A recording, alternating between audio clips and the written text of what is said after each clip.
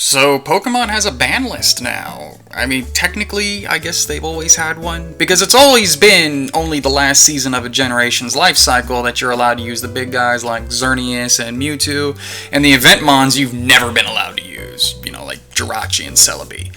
I wanted to share my thought on this real fast, which is why I'll be making a lazier video than normal. Anywho. So, to recap, in case you haven't heard, the banned Pokemon are Rillaboom, Togekiss, Cinderace, Incineroar, Indeedee, Tyranitar, Whimsicott, Torkoal, Dragapult, Venusaur, Porygon 2, Mimikyu, Gyarados, Hippowdon, Excadrill, and Magnezone. I like that they have made a ban list, but not how they came to it. What they did was take the top 16 most used Pokemon and just ban those. That's banning for variety, not banning for balance.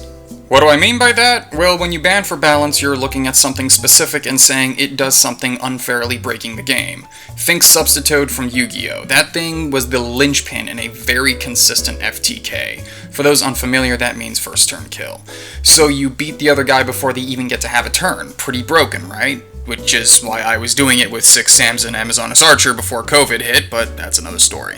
Banning for variety is what they did, where they just took the most used stuff and threw it all in the closet. This would be like if they took, I don't know what's popular in Yu-Gi-Oh! Now, Invoke Shaddoll, I think, and said you can no longer use anything from that deck. Or if they took the 16 most used Pokemon from the ladders and said they aren't allowed anymore. I don't like this approach. Just because something is popular doesn't mean it's broken. Heatran was on just about every team back in Gen 4, and I'd hardly call that broken.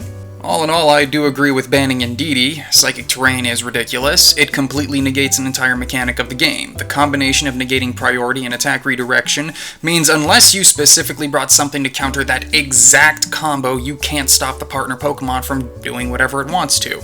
Usually Trick Room. It got even better once Expanding Force was added to the game, but me personally, the almost guaranteed Trick Room setup was the most obnoxious aspect. I don't agree with banning Tyranitar. I mean, why? Is it because of Sandstorm? No, because if Sandstorm abuse was the concern, you'd just get rid of Excadrill. Is it because of weakness policy? Well, that can't be it. As stupid an item as that is, which I feel deserves a ban way more than 15 of the Pokemon on this list, you can play around it. By the way, as it has been mentioned plenty of times already by more famous YouTubers, y'all know Dusclops is going to be all over the place, right? That thing is easily the bulkiest Trick Room setter. And you got rid of good old Tyranitar and Dragapult, both of whom could potentially, under the right setup, one-shot the thing.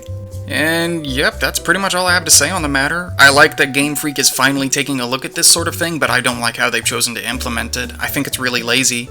But I do think it'll be better for the people who are still really into it. Unfortunately, Final Fantasy XIV and Dead by Daylight still have been winning my precious time over Pokemon.